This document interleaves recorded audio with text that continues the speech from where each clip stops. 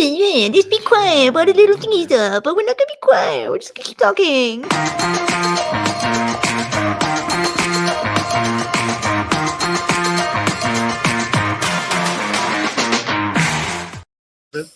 Hope you all enjoyed that. Happy Friday, everyone. Why am I like a mile away from the computer? I don't know. Now I'm back. It's so hard to get on the seat. Hello, everybody. Hey, Mike. I'm trying to avoid. Is there a Zootopia trailer? I did not see that. I'm trying to avoid the. Oh yeah, let's get. It's the glossy. Wait. I'll get to the super chats in a quick second. Let's get this done with first, so you don't have to sit with this gigantic box on your lap the whole time. I have to angle it like this. This came in the mail, and I thought it would be a fun thing to unbox. You got one too. I saw you post a picture. Do it. Okay. Can these come out? Yeah. AMC is setting up a carnival of frights with this year's AMC Fear Fest, hosted by Hello Queen, Janelle Monáe, and you're invited. Now through November 1st, AMC and AMC Plus will be offering over 650 hours of... Dude! What's wrong with you? Bunk. It's a heavy box. Bunk. Should I open it up and bonk you with what's inside? Uh-huh. You sure? Uh-huh. I'm not going to do that. Why? Cool bottle. I have the skeleton bottle, yeah. Mm. Do you have mixers? Sorry, do you have an actual shaker? Yeah, I've got like a billion shakers because there's always a mailer like this. I was literally looking at all the shakers in my bar because I added this shaker to it. And every shaker I have is a Oh, these glasses are nice. The skeleton glasses are very cool. Look at that. Look at that. You got a jigger and... Do you want some? Cool. What, rum? No, yeah. I'm good, thank you. I'm not like rum is not my go-to liquor. Well, I like it's not. I like the rum when we go to the tiki. Well, yes, when it's in a nice tiki drink, that is beautiful. But for me, rum's not just my sipping on liquor. I didn't tell you what any of that was because he decided to hit me in the head with a box, but it's something where there's lots of Halloween content. So go on AMC and AMC Plus. AMC Fear.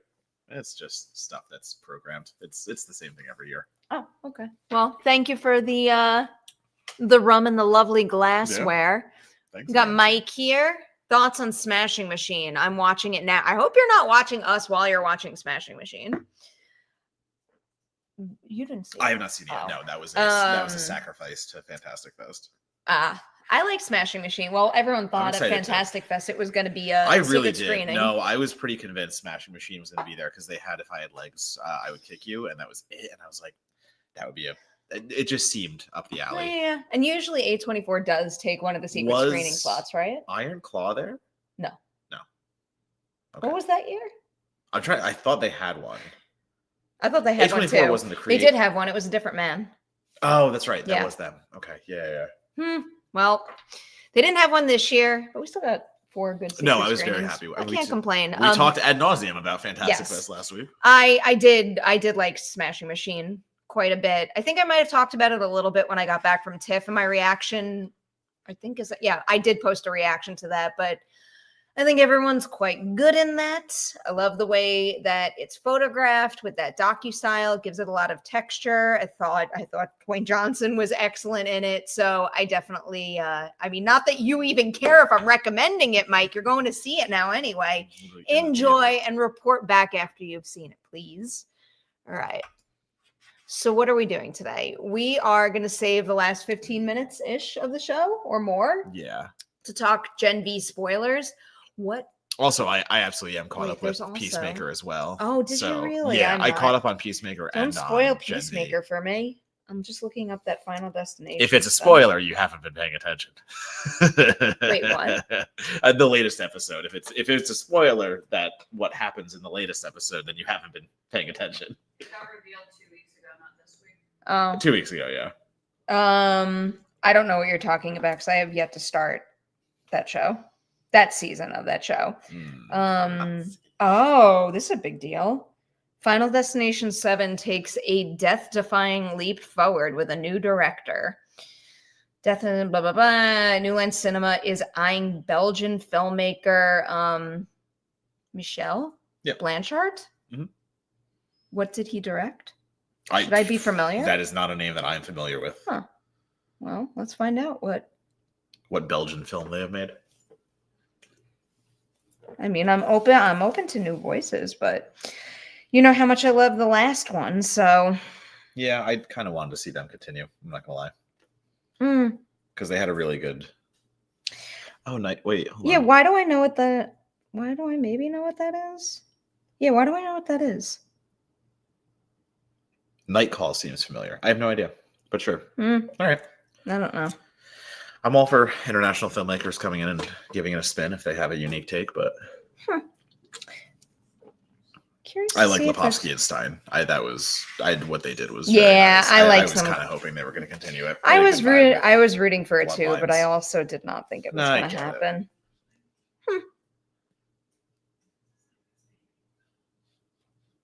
That's crazy. I don't think I've ever seen that movie, but I think I was looking it up because Frenchie from The Nun is in it, perhaps. Oh, okay. I think I was probably like looking up his future projects for a reason. What else we got? Click some stuff. No. Caleb. No. Caleb. Oh, we could do Caleb. I was Yeah. sorry. I got distracted by I thought there this. was a reason. I did get distracted by We this. also got news on Zach Kreger's Resident Evil, Zach Cherry, love Zach Cherry. What? I love Zach Cherry. Yeah. So good. That was a whole Kelly Reese, Jonah Wilson, to Nice. join Austin Abrams and Paul Walter Hauser. I feel like I remember Austin Abrams. I am very here for Paul Walter Hauser in a Resident Evil movie. That's very fine. I would like Paul Walter Hauser to make all the movies. Oh, fun fact. Later tonight, Johannes Roberts followed me on Instagram last night, and I'm going to send him a DM. That's going to be like, never apologize for your Resident Evil ever again. Because he did so at the intro for Primate at Fantastic Fest. And you know what? I like Welcome to Raccoon City. Fuck it. I never saw it. I think I was supposed to cover it and something changed, and then I never went back to it. I think it's a very nifty adaptation that is like, I don't understand the Resident Evil fan base, let alone they drove me off social media for an entire week after I said I liked the goddamn TV show on IGN. Oh yeah, that was the most hate, death threats, and fun. Nothing compared to what other people in the industry receive, but like literally just because I said, hey, the Resident Evil TV show on Netflix isn't that bad. It's actually a pretty decent adaptation if you look at it a certain way. And apparently IGN commenters did not think that was true and literally like hate blasted me for an entire week. Ugh. There are still, I'll still get comments on my IGN reviews years later now. This guy liked. Yeah. Well, this guy liked Resident Evil, so we can't take anything serious. My version of that is Power Rangers. Every time I post a review and someone like doesn't want me to like or hate a movie, they're like, well, you liked Power Rangers. I still fucking love Power Rangers. Anyway. Caleb. Holy shit. Happened last week. We also got distracted. Just so everybody knows, we're going to save the last 15 minutes-ish to talk Gen V spoilers. But up until then, we're just doing AMA. So whatever you guys want to talk about, just drop it in the live chat and we'll get to as many things as we possibly can. First, though, Caleb means football. I'm doing okay this year in almost every league. Yeah. Although I'm playing a certain someone. Oh no, never mind. Now she's out projecting me. No, we're even. Amelia, we're even. I would just like you to recall back to the last time. Stop that. It can't happen. It can't happen again. It's just not possible. The odds of the amount of points that my stack is going to put up is going to be unhinged. The odds of that happening a second time are slim. We have a fantasy football league, and Amelia and Perri are yelling at each other because Amelia decimated Perri last time they played.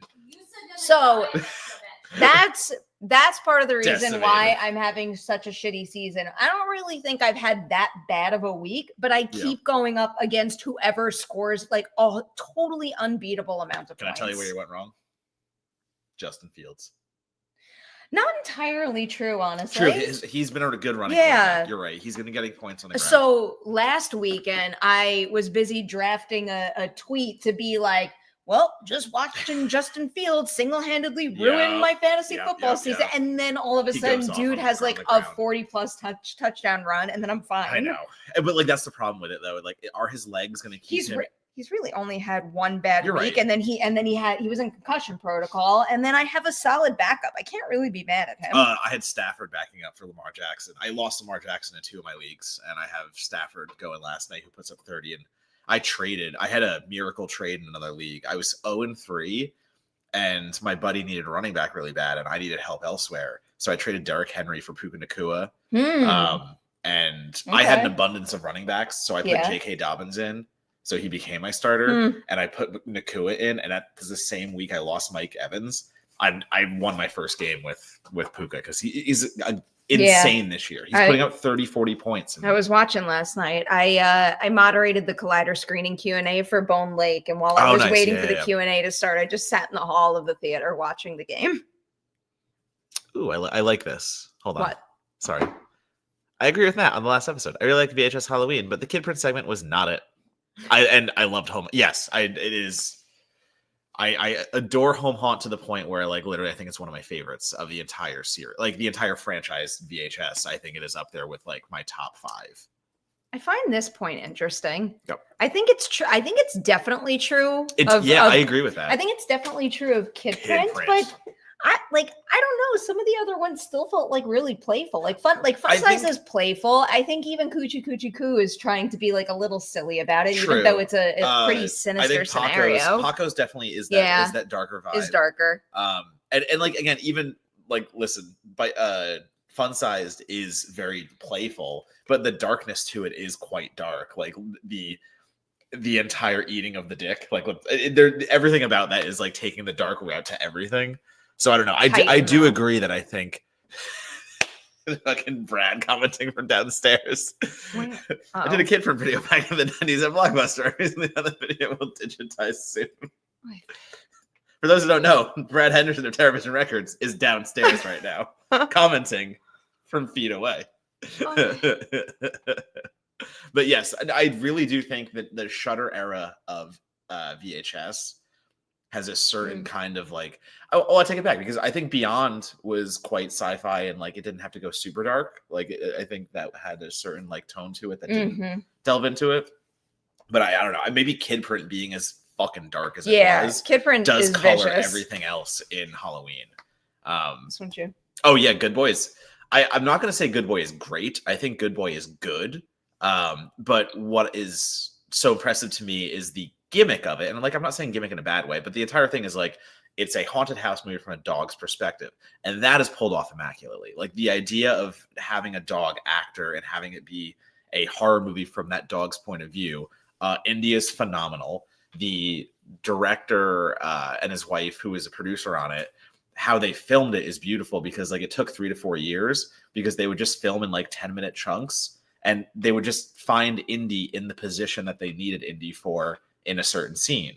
So they were just filming organically. Everything was just kind of like, and Indy was always acting with one of them. So when Indy was like emoting something to be in peril and like she was scared, like Indy was looking at the owner feeling that. So you got genuine like reactions from the dog. So everything about that actually does sell, which is why I think it is a good movie overall. But like it loses a little steam at the end. The story it's trying to tell is a little harder to convey towards the end. And I think that's the only real like gripe on it though. But it's great for what it pulls off. Like seriously, like it's impressive to see it. I keep meaning to circle back and actually finish it. Like Indy is okay. I'm just like literally no spoilers, but the dog is fine. That was my big hesitation. Not every dog is, but that dog is. Well, maybe I won't watch it at all then. No. It's very fitting. It's very beautiful. I tried to watch the screener at South by Southwest, but then I got like pummeled with so many that we were doing interviews for. Like I didn't stop it because I wasn't liking it, but I had to. Studio to Indy. I had feelings about that, Matt. You know I wanted it. I know. All right, we have another one here. Thoughts on Bone? Yeah. Coyotes comes out this week. Oh, Coyote is this? Yes, Coyote is this week. That's fine. I got to get on top of that. So Bone Lake, I'm really high on. I'm very pro. The Bone more Lake. So like I read my review back, and did you rewatch it since Fantastic Fest? No, I didn't. But like literally, like I think I might have scored it a little higher. I would definitely go up. I would be wholeheartedly recommending it just based off of my Fantastic Fest watch last year. I watched it twice for the Q&A last night, just because like I put it on when the screener came through and I was kind of just like laying on the couch and watching it. And then I watched it again to jot down questions. It's like a really sharp, well executed thriller. Like, it's fun, it's horny, it's subversive. It's a lot of things that like modern horror shies away from sometimes. Like, and the thriller and the tension, Yes. and like I'm not going to spoil the details, but I still can't believe how much that engagement scene gets me the every engagement scene. single time. I think Bone Lake has the same kind of effect of Barbarian, where it starts with such a simple concept of the Airbnb mix-up, and there are so many ways to take that one thread and unravel into something like just something fucking crazy. And I think where Bone Lake, in the same way that Barbarian goes where it goes, the way Bone Lake kind of takes that, once again, we're staying with someone we don't know, but sure, fuck it, it's Airbnb, it's that kind of vibe, we can roll with it. And where they take it, I think, is also so fun. I think it's energetic, it's really engaging, and again, I'll use the word fun. Like, it's one of those fun, creepy horror movies. No, it is a really good time, and I just love those performances so much. I think that's an example of a movie that needs pitch perfect casting, and Mercedes Bryce Morgan, like 1000% found it in her foursome. Coyotes, is it Coyote or Coyotes? Coyotes. Two, I am not two, but like multiple. Yes, yeah. I'm 50-50 on it. I really think, as a B movie about coyotes killing people in the Hollywood Hills, it has its fun moments. The cast obviously is pretty decent with Justin Long and Kate Bosworth, and I think it has a fun, almost like shark element to it, where they build like a cage to go out and try to survive with things and stuff like that. But man, I clocked fucking AI so early, and I was right. And I just think the coyotes don't look. There's a fakeness to it that is just TikTok-y, and it just doesn't look the way I want like my movies to look in a certain way. So like that did take me out of it a little bit, but there is also practical. So like it's hard to, when the puppetry is there, it's fun. When it's the fucking AI version of the wolf where its mouth never closes because that's all it sees as. Like, you can see it. The mouth never closes, even though it's moving around, and it has this weird. The fur effect is very what you would see on a TikTok in quick frame. So yeah, there's AI use. Is that something the filmmakers have spoken about? It's something the filmmakers didn't want to speak about and were forced to because people called it out. So what was do you know what their comments were about Their comments were that it is not all AI. Some AI had to be used and could not be avoided, and that there is practical and other digital effects in there, but there absolutely is AI, and they tried to get away with it. Fun. Until people pointed it out. I was very mixed on this movie. It's very easy to tell what they're trying to do out the gate. I just don't think they do it as well as they needed to. I think what also hurt it for me was that I happened to have watched Coyotes and Night Patrol back to back, and I thought Justin Long was like so fucking good at Night Patrol. And then I watched this, and I think he's doing what he needs to do. It's just when you see him push his range so much in one movie and then kind of, again, do what he needs to do, but in a way that feels like, I don't know, I guess like cookie cutter, like exactly what this movie demanded and nothing more. I'm like, oh, I wish you had pushed it further. I like Brittany Allen. Yeah. Brittany Allen, I think, is like a really underserved talent in a lot of stuff she does. It's a different kind of role, too. Well, Brittany Allen is very fun. So like if you've seen her on The Boys and other shows, like she plays Popclaw. Yep. And she has this very chaotic energy. And here she is playing like a call girl to a lunatic. And the way that she plays that number one is so very fun. But she's also the composer. She has a musical background. So like she's doing a really fun kind of synthy Hollywood score through the whole thing. And I think that adds a level of tempo and sleaze in a certain way. Like the way she actually does the score is, I think, one of my favorite scores of Fantastic Fest. So Brittany Allen alone is a standout for the stuff she does on camera and also behind the camera. Yeah, I thought she was one of the more enjoyable characters to track. Yeah, like I kind of knew what the family, like what they were going to go through and where things were going to end up with them, but Brittany Allen and Norbert Leo Butz, I thought were like the two of them were swinging for the fences in kind of refreshing ways. So every time the movie would cut to them, I'm like, oh, like we're in for a ride now, and I enjoyed that. So People- Bone Lake is the one I would say Yeah. prioritize. Bone Lake is much Bone better, Lake, and but- also it's not on your list, but I would also highly recommend Shell. I Mm. think I didn't see it yet. I think Max Minghella does a very similar thing with that concept as Mercedes Bryce Morgan is doing with Bone Lake, where like they take this concept and they kind of just want to make a really fun heightened horror movie with it. And watching Elizabeth Moss and Kate Hudson kind of, do some verbal sparring, and then I'm not going to spoil anything, but take some do some big swing horror in the tail end of the movie. I really enjoyed it, and obviously the movie is somewhat addressing ridiculous beauty standards and what we're willing to do to ourselves to meet those standards, but it's not the type of the situation where it's like hitting you over the head with the themes it's trying to drill in, but rather it's just kind of, it's putting it out there, of course, but it's also just like it's having a good time. It just wants to have like a almost I needed. I have to walk back what I was about to say because I don't want to spoil anything. Although the thing I was about to spoil is teased in the poster. I will let you decide for yourself whether you want to look at the poster or not now. But I do recommend both Shell and Bone Lake quite a bit. I'll make time for Shell then, because I am totally in cool. genre kind of mode right now with another Halloween very and stuff very like well that. cast film. I'm gonna pull this up because oh yeah, people were so mad. Yeah, we everyone didn't kept talk calling about up. that last week. No, but also valid. It's out. It's the big movie everyone's talking about. But that's why it didn't feel like I thought about it, but that's kind of why it didn't feel like a priority because it was already out, and the only thing we spoke about last week was upcoming films. But also do you plan on seeing it? I'm not taking a stance against one battle after another. I want to make that very clear. What does that mean? Well, somebody commented on last week's video, is there a reason you're not seeing one battle after another? And I had to be no, literally it's timing. Did you not see it at Fantastic No. Fest? Oh, No. I didn't even realize that. I thought we just passed over that because I have not seen it it was yet. already in theaters. I thought it was fantastic. I'm eager to see it again. Fantastic Fest, fantastic movie.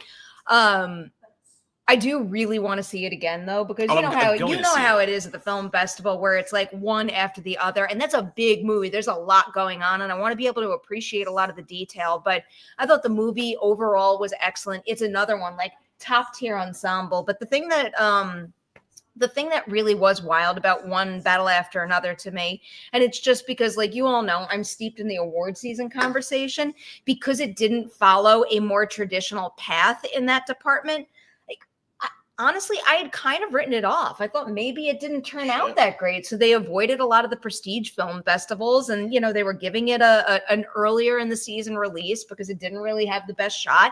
And now look at it. Now it's a front runner in a lot of categories, and it should be. I thought it was so well done. But again, I will see it. It was a weird, are you avoiding it for a certain reason? No, actually, my writing right now, around Halloween. My writing, excellent. My writing specifically is for horror stuff, and there's always one sacrifice during award season, and then I have to wait until later. And this was the one. Every screening I had to miss because I had a different assignment. It's you can't cover everything anymore. This is something that just doesn't exist. Been true for a while now. Sorry, any more does extend for quite a few years. I think about that all the time. When I first moved to LA, everybody from the Collider Video office would go to whatever the screening or two was for each week, and we would all see everything. And now that is just so far out of the realm of possibility. I was covering every big release when I started, which was over a decade ago at this point, but I could cover every big release where we got this covered, and then I could do my horror stuff still.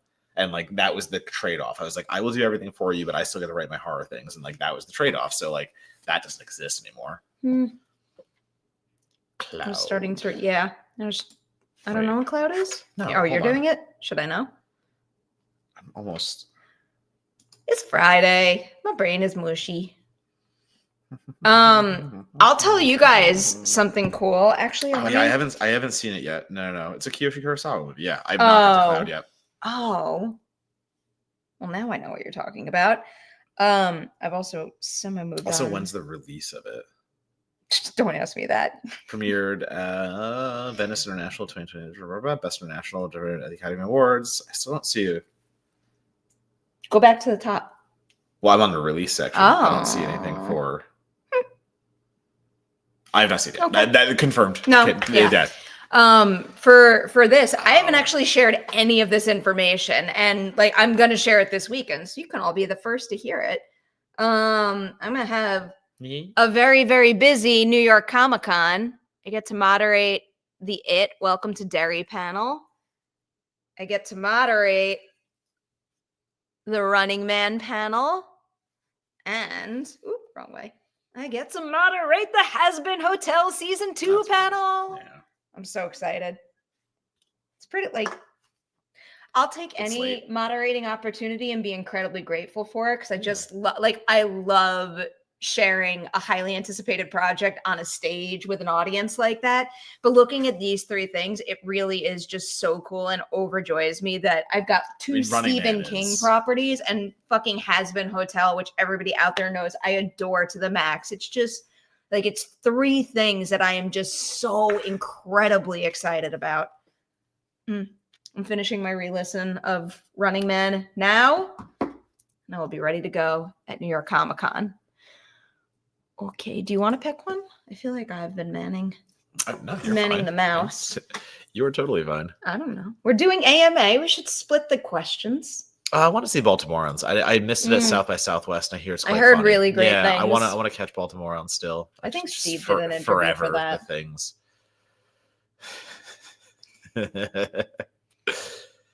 Do you think your multiverse counterparts loved the Batman Part 2 tonight? In a world where that got released. Yeah, I hope so. It's kind of funny. I mean, listen, we'll get there eventually. We're gonna get it. Like it's not.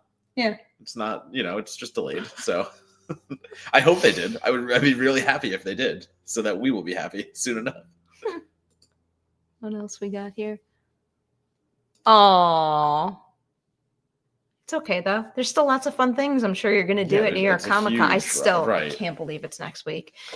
Yeah, you all gotta Can't believe it's next week and already. The week after. Oh yeah, New York Brooklyn Horror Film Festival. What are you doing? What are you most excited for? I got a podcast episode there. I think we have Tina Romero. That's cool. We're still confirming. Have you seen it? I'm pretty sure. No, I see it on Sunday. Oh, I want to see it so badly. It does Beyond Fest on Sunday, so I'll go to that screening that night or day. You said I didn't go to a single Beyond Fest screening. I mean, I'm not. We just got back from Fantastic Fest, and I don't know. I like the vibe. I do too, but I'm tired, and everyone. Yeah, hey. I also felt like crap. So good stuff. Oh well, yes. I'm surprised you came out of that as well as you did. Seriously, like legitimately. I was in a panic all week. All fucking week. Me too. I was in it. I'm aware. Well, what did you watch to pass the time while you were recovering? So I actually finished up a bunch of I got some screeners from Fantastic Fest to kill off. Meat Kills, a few that I actually ended up enjoying and writing about anyway. So that ended up being good. But I went back to work on Monday, so it was just I felt like shit and I worked. Cool. Nothing fun out of that. It's just what it was. I'm trying to think of. I did fun stuff this week. I can tease some shit. Okay.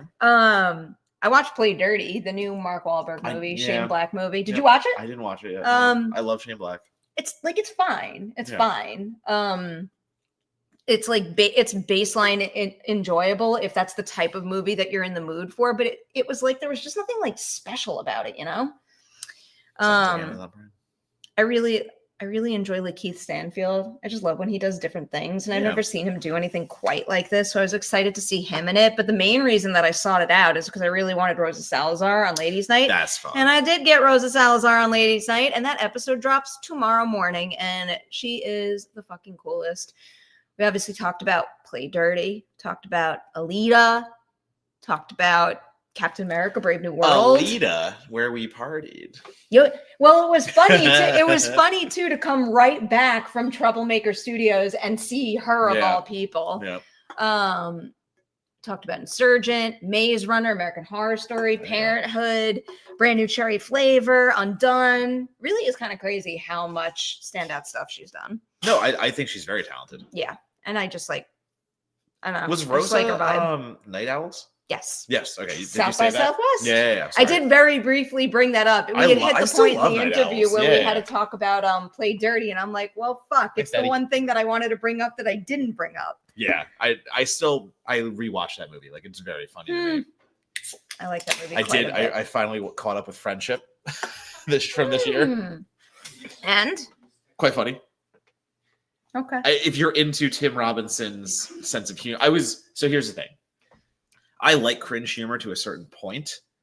I think Friendship it made me laugh. It is a funny movie, but it's still, even for me, I don't know if I can take that much Tim Robinson for a feature length, where when he does his sketches, it's a little like a Detroiters. Am I gonna like it? I don't know if you're gonna like it. To be very honest with you, it's cringe humor. It Ah. makes you feel like. It's cringe awkward humor. I so like it's that. some cringe humor. So I'm just getting our Gen B thing ready. Yeah. But no, I enjoyed it. It was quite funny. I like him and Paul Rudd together are perfect. Like like Paul Rudd playing the straight man is something funny to see, and like not the goofier person. I clearly have not seen the movie, but every single time I think about it, I think about barbecue. South by Southwest, because that was the only barbecue I had. Yeah, but then we did Barbecue Right. Fantastic. Oh Fest. man, that was a good barbecue. Yeah, it really was. Right. It was really good. That felt like a pretty perfect meal. I don't have a train of thought. I've got nothing. Yeah. Any word on Springsteen? Deliver Me from Nowhere. I don't know. Did it play anywhere yet? Has it premiered anywhere? I think it did play somewhere. I have not heard anything about it. Springs. I do really need to see Twinless. That is fair. Christopher said Twinless is a better version of Friendship. I love Twinless. I do still need to see that, and I'm very excited. Yeah, too. it definitely premiered because there's reviews. Oh, nice. Okay. I haven't really dug into the 76 on Rotten Tomatoes for what that's worth. Brett, good evening. Ask a question. Welcome. Ask a question. I'm putting you on the spot. Ask us something. It doesn't have to be a donation. I'm just asking for a general chat question. That's a solid 50-50 so far. What I'm seeing. What's the overall? 76. Okay, I'll take a 76. Yeah, it is very mixed. Yeah, Friendship is so good there. The mud scene is so very funny. Also, the toad lick scene, fucking phenomenal. I don't know what you're talking about. Damn it, Brett, we did this already. Yeah, go. You couldn't know. Go back a few minutes. Sorry, I have not seen it yet. Perry did see it. I did see it. I said. Oh, I thought you said I did. No, I said I didn't. You did. I can't wait for The Bride.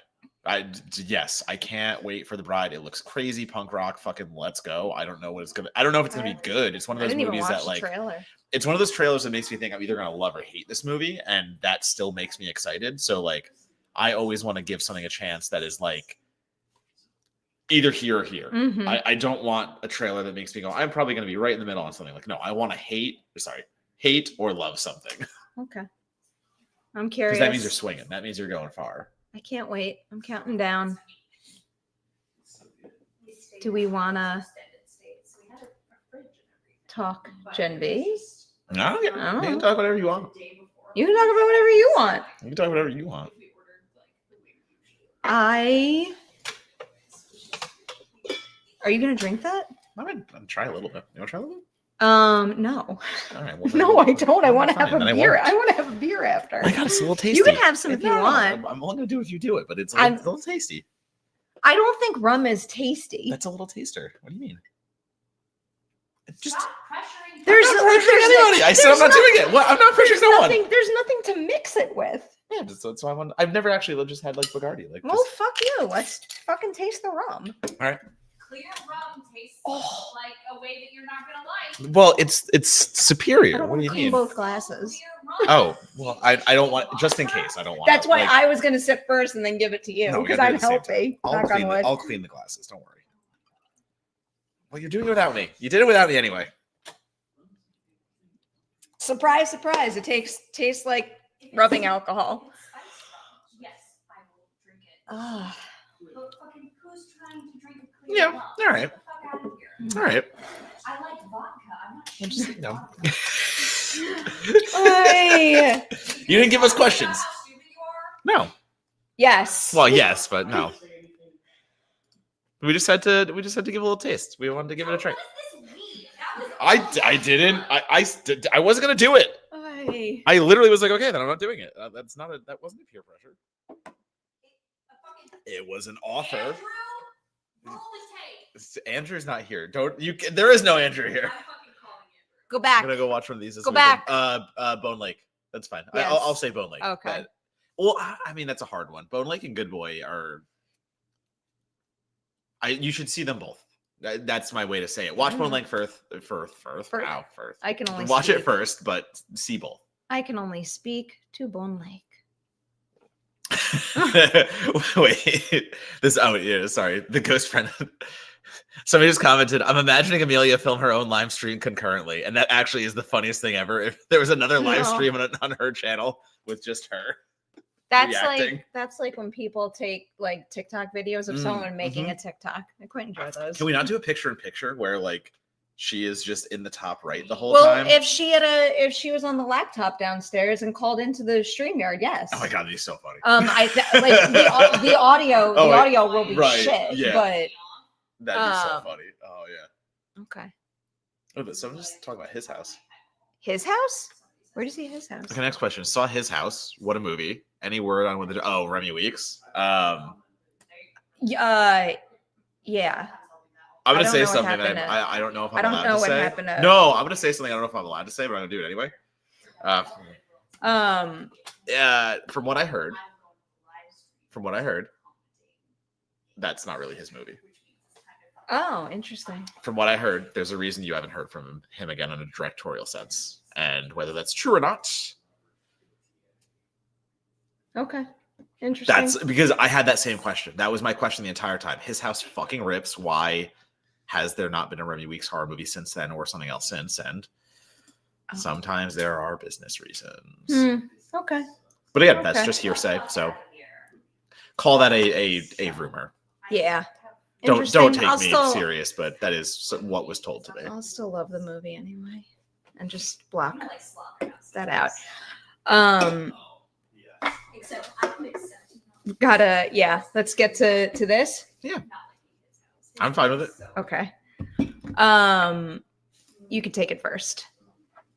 So are we doing everything up until yes? Okay, so I can talk about everything that's available right now. Do we give it a second to say I'm gonna talk about the spoilery parts of this episode? So if you haven't seen nobody it, should watch this that's if you're what I'm not saying. fully caught up on if you're not fully caught up, I'm going to talk about all Gen V that is available now.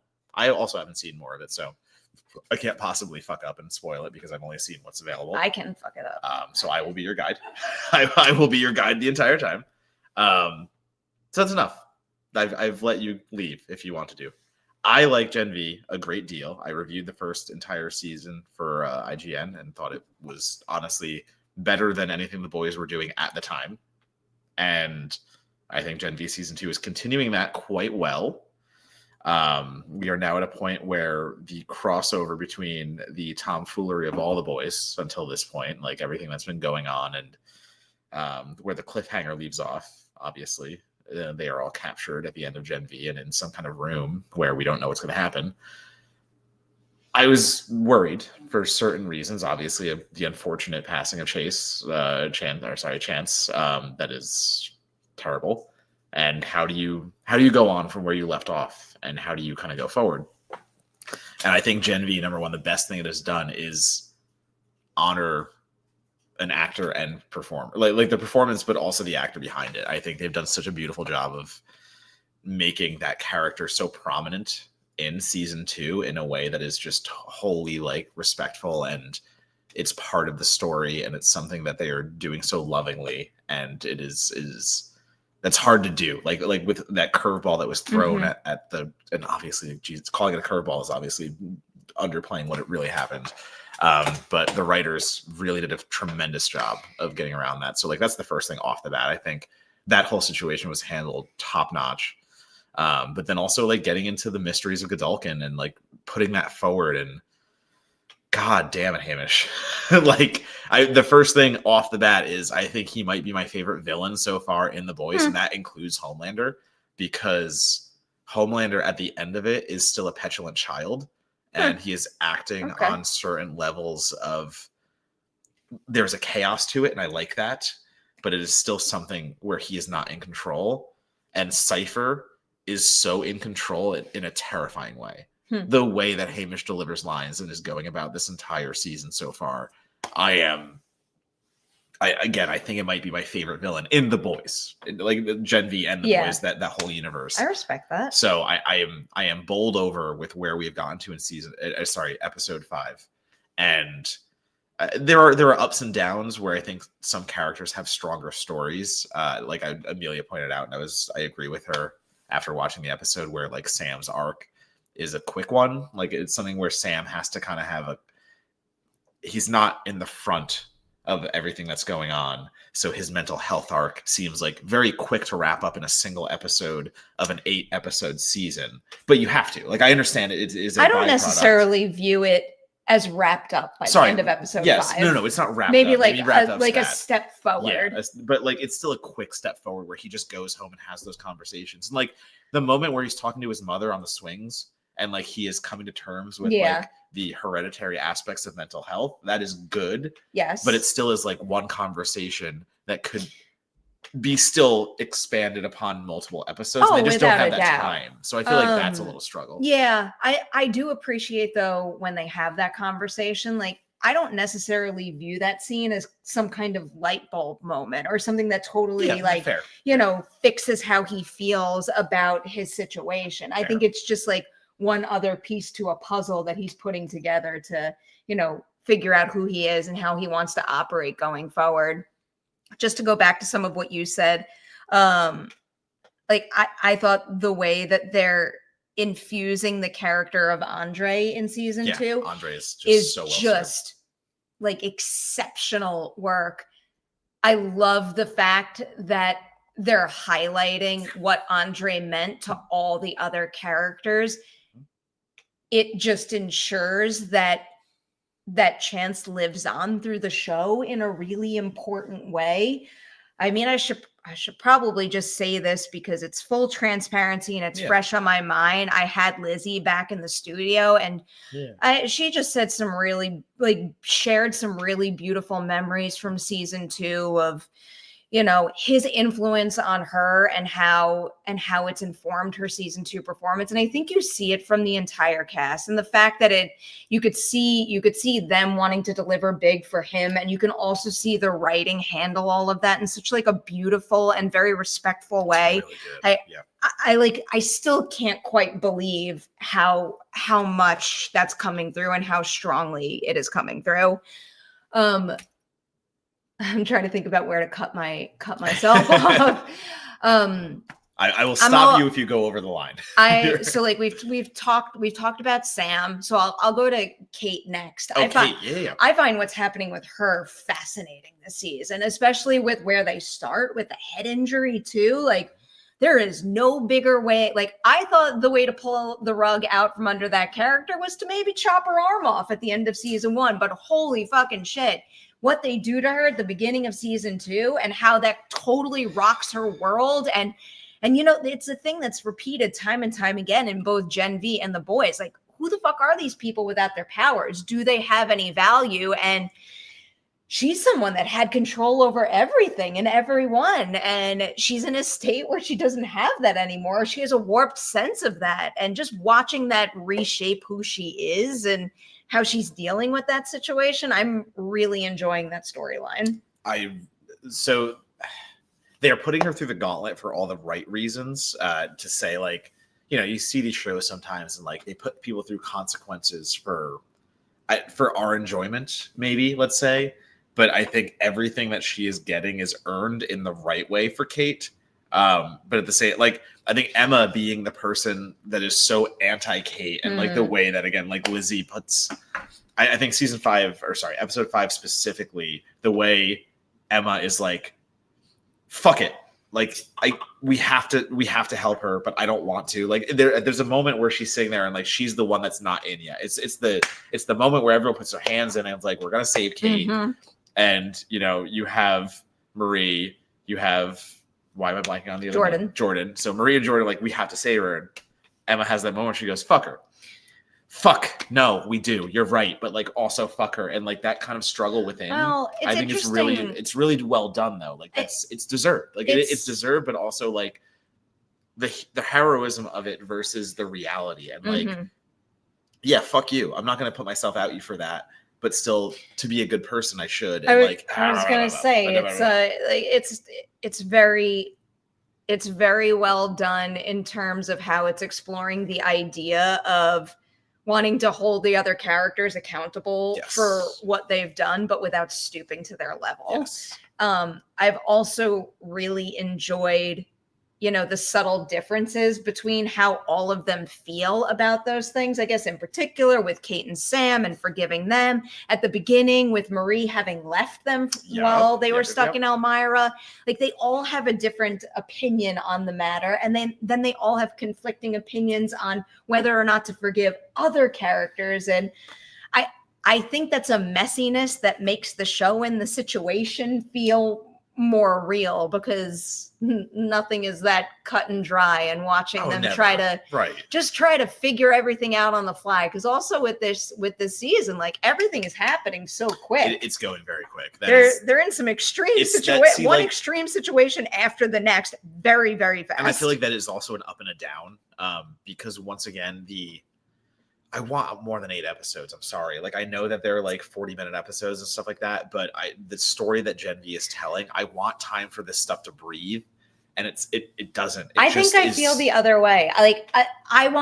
I guess I want to spend more time with the characters in this world, just because I love these characters and this world, but I kind of like the fact that it's moving and it's not wallowing. I get it. No, you're right. Because literally everything that is said and everything that's happening has purpose, whether it's a deeper conversation or even, like a quippier line from Emma, like stills, everything speaks to who they are, the fact that they're still kids in college. I feel like it all has value, and that's all I could ever ask for. I would just say that from a storytelling sense, I don't think the pace would let down with more episodes. I trust this writing team with what I've seen so far to keep that level of energy and that level of momentum going forward. I just want more exploration of it. I think that's the difference. It's not like going quicker. I just want a deeper analysis of what's going on and a deeper development. Can you give me examples of specific? So you mentioned Sam. You mentioned Sam. Are there other ones? I don't know, the way they go right back to Elmira and the way they're right back into Escape. Like I think episode 5 itself, where it concludes,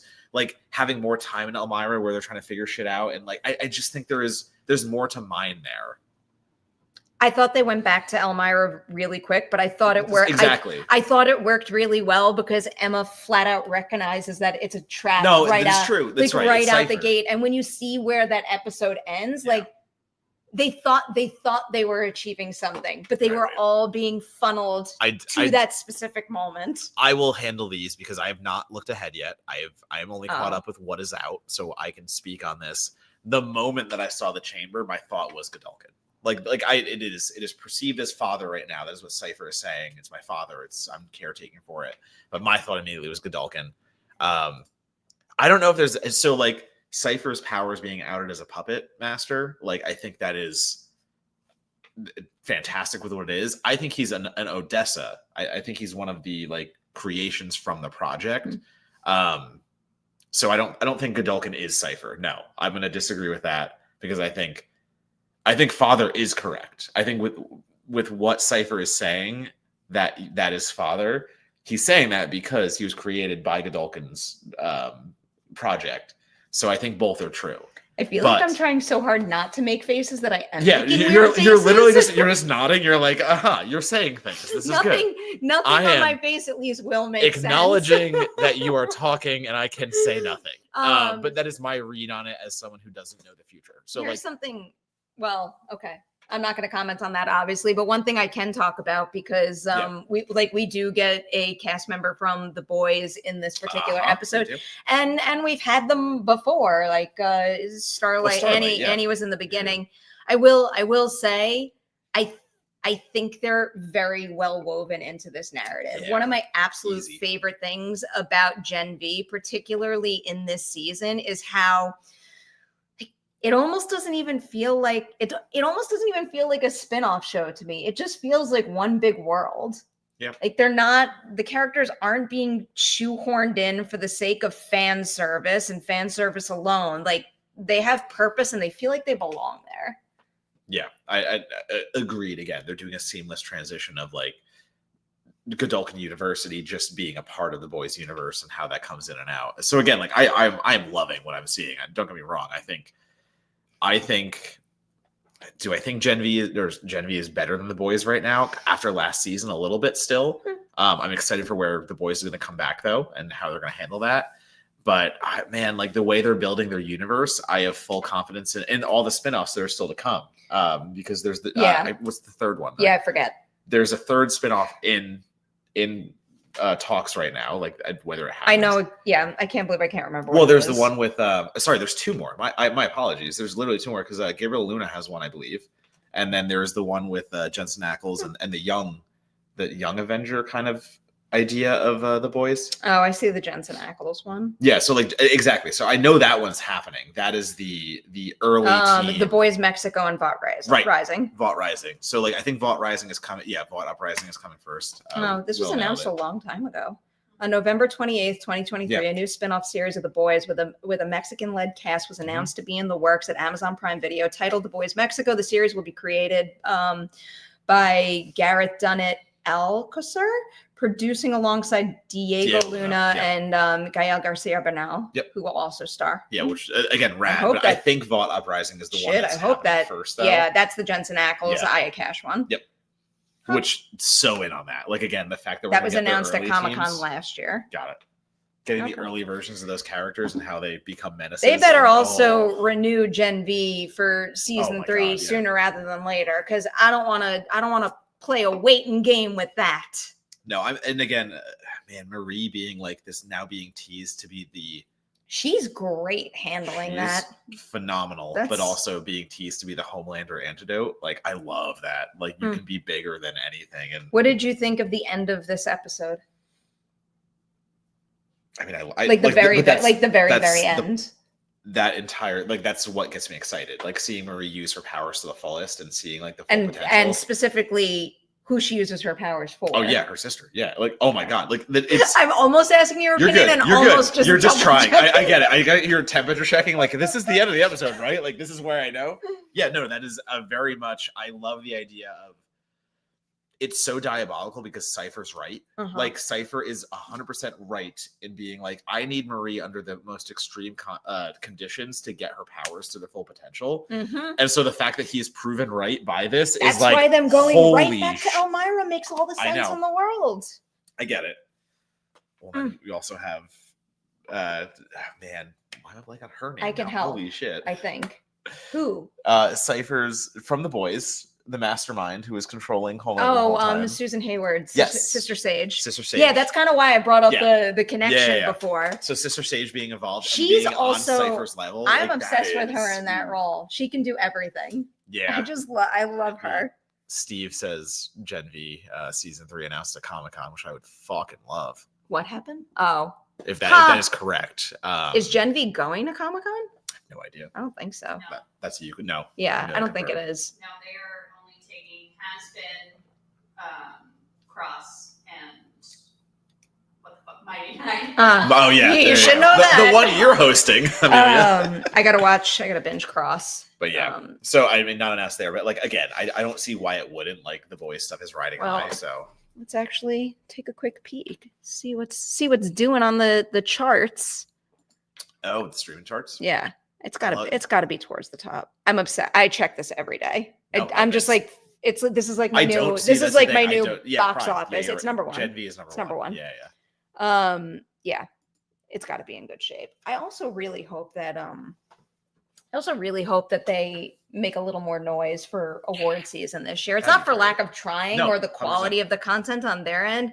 It's just like Gen V and the boys and other things within the genre will always be overlooked. Yeah, because it is genre. Don't like that.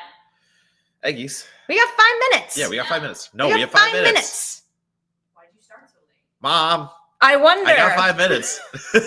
Traffic. Yes. LA traffic. You didn't get here on time. Yes, we did. No, we didn't. What? We were. Parked at 28 after. We did park at 20, but then So we had to walk over, and then That's you're- not you're arriving okay. at the You're okay. studio space on time. You're okay. The studio space. You know what I mean? No, I love that You you know refer what to I it as the mean. studio space. That is very. I adore that. Fine. Harry's apartment. What would you like to promote before we sign off? No, we have 5 minutes. Oh. Okay. No, I'm with you. I'm team you. Oh. No, we all have 5 right. minutes. Well, which character haven't we talked about? Are you into? Well, I can't. Focus here. I can't. This is good. This is good training. I'm no, not, no. I'm not good This at is it. good training. I'm Focus not good here. at it. What I can't. character did we not mention that you want to talk about? I don't know. I can't. The fraternity aspect with the Deep is hilarious. Oh yeah. Like I that can't. whole hazing part, I was Yeah. fucking dying. Like of course the Deep is the fucking obviously. like the most frat bro of them all. But like there could be more. That's fun. It's the the Resistance. Mm. What do you think about the superheroes we were introduced with that Emma is teaming up with now? Which I think is actually a really nice that was twist. revealed by That was a now. really nice I'm twist. very. Oh no, very- and we know Bushmaster. Oh yeah. Oh, we know Bushmaster. I'm very happy. I'm very happy with all of that. Oh fuck, this is so hard knowing. We know Bushmaster, and that's it. No, I know. Yeah. I want to make an overall season 2 comment so can't. badly, but I'm not doing it. But This whole episode is just I seeing do- Perri get as far as she can. I with- did, yeah, and then stopping and then myself. st- But up to episode 5, I really do like how that's challenging Emma in particular, because like what we were talking about earlier with Andre's influence on everybody, in particular on Emma, like what he saw in her, other people are seeing She's in her, passing and on. now she needs to believe that she's what he saw, kind of thing. And I feel like that relationship is prime for making sure that comes out. I really like the shapeshifter reveal too. It was very fun for me. Where like, Oh, so good.